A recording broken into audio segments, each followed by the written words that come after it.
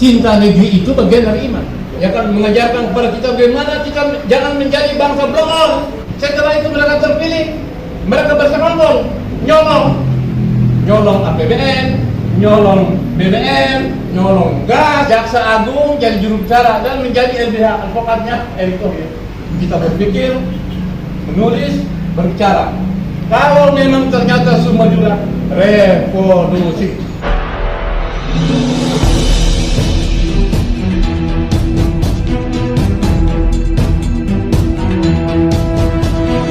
Saya Yani Muhammad, driver online Depok.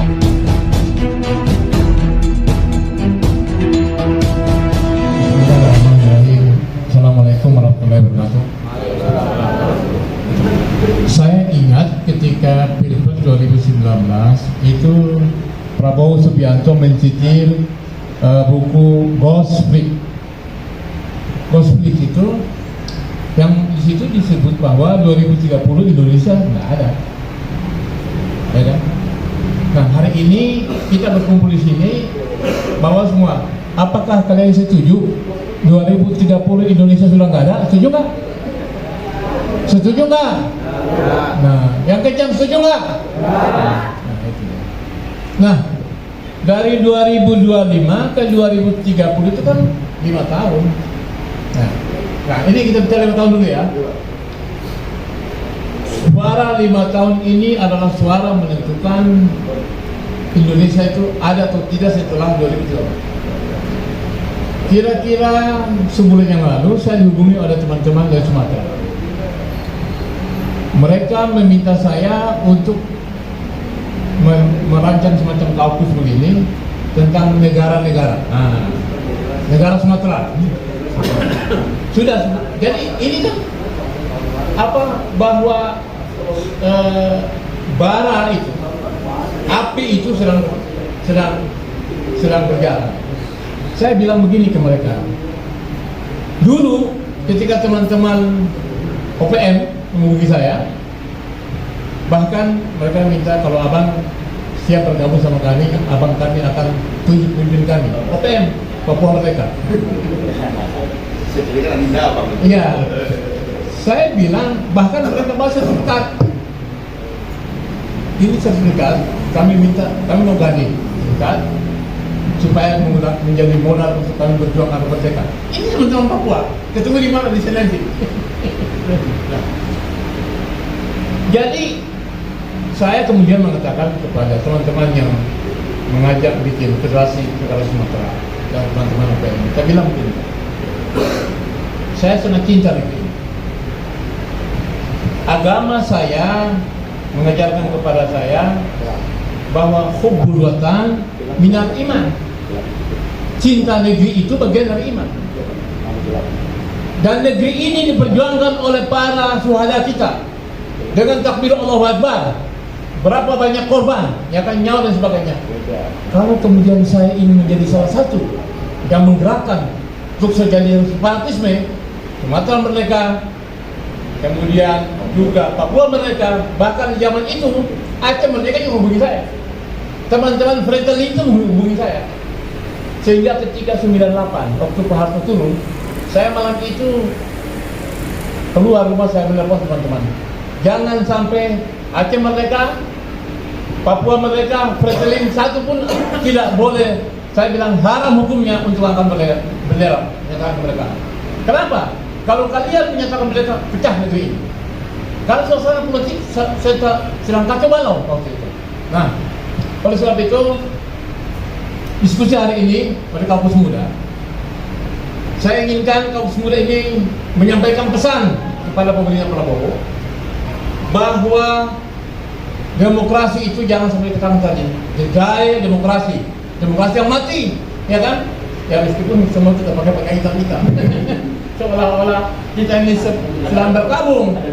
Ada biru muda dikit, tapi bukan demokrat ya. Kan biru muda sama itu kan, makanya kan itu dia. Nah, nah, jadi di setiap relung kita, ya kan, saya kebetulan memang berasal dari Indonesia paling timur. Asal saya itu kalau ke Papua lebih dekat, ke Manila. Dari Ternate ke Manila itu 1 jam 20 menit. Dari Ternate ke Jakarta 3 jam 15 menit. Ya kan? Nah, jadi sebetulnya kalau mau cerita bisa saja Ternate gabung sama Manila kan itu masalahnya. Padahal presidennya baru ketangkap kemarin. Duterte. Nah, jadi maksud saya bahwa kita harus belajar pertama bersikap kritis, ya kan? Ya kita punya guru tuh, Rocky Gerung itu kan sekarang dia akan menjadi guru bangsa. Dia akan mengajarkan kepada kita bagaimana kita jangan menjadi bangsa blon, ya kan? Jangan selalu menjadi bangsa dungu, ya kan gitu loh. Bayangkan saja, contoh nih kan, mestinya DPR harus ada kan? Katanya DPR itu Dewan Perwakilan Rakyat, ya kan? Tetapi kemarin saya mendengar Pak Amin Rais bilang begini, ini DPR jadi Dewan Penjelasan Rakyat. Nah, jadi demokrasi itu ada, itu simbolnya apa? Tegaknya hukum, ya kan? Kemudian berfungsinya lembaga-lembaga lembaga-lembaga konstitusional, ya kan? Kemudian lembaga-lembaga demokrasi parlemen. Parlemen itu kan kalau parle apa? Saya bicara sama Anda, itu kan partinya kan? Jadi parlemen itu adalah lembaga untuk berbicara, gitu loh, ya kan?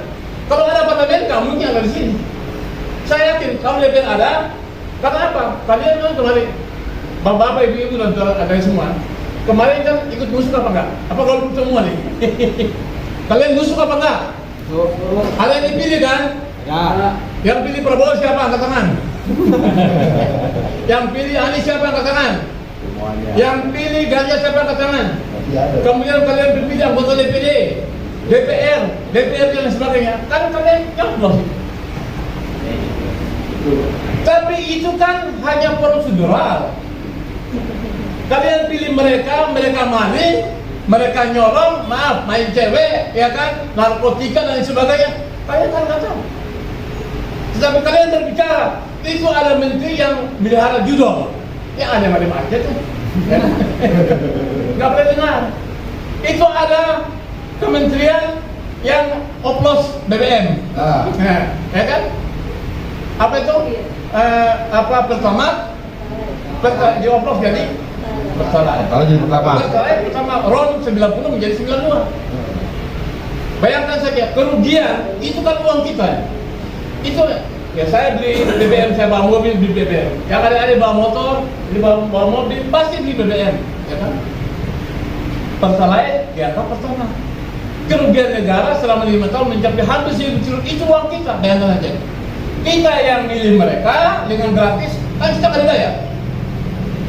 Kita datang dapat suara, pilih mereka, setelah itu mereka terpilih, mereka bersekongkol, nyolong APBN, nyolong BBM, nyolong gas dan lain sebagainya gitu. Ya, bayangkan saja. Lalu kemudian apa? Lembaga-lembaga hukum kita banci. Contoh nih, kemarin kami demo tuh, saya termasuk dengan Kiprok Sugana, orasi di depan kementerian BUMN.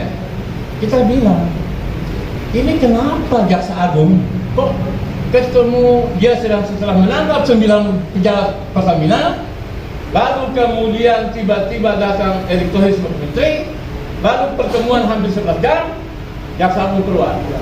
Ya, sampai jam 11 malam. Keluar Jaksa Agung. Jaksa Agung itu mengatakan itu tidak terlibat. Dipanggil juga belum, Eriknya kan? Diperiksa belum. Kok tiba-tiba jadi juru bicara? Jaksa Agung jadi juru bicara dan menjadi LBH advokatnya Erick Thohir. Ini kan kacau ini. Sementara kita sudah rugi itu. Mobil saya itu kemarin rusak, pakai bengkel habis 18 juta. Karena itu. Nah, coba satu mobil, coba ada berapa mobil coba? Akibat dari BBM oplosan. Jadi rusaknya negeri ini, kalau suara kita nggak didengar, kemudian parlemen kita juga hanya sekedar datang numpang tidur, numpang makan, numpang PAD, pipis, ya kan? Rusak semua. Nah, jadi saya kira bahwa matinya, ya kan, lembaga-lembaga atau institusi-institusi demokrasi secara formal itu mati, baru kemudian konstitusi juga. Masa anak kecil kita ini susah cari kerja, mentang-mentang bapaknya presiden, nyarikan kerjaan jadi wakil presiden. Coba bayangin, bagaimana coba itu? Bapaknya presiden, kemudian memberikan pekerjaan kepada anak jadi wakil presiden. Bapaknya punya jasa palsu, kalian ini punya jasa palsu. Itu loh.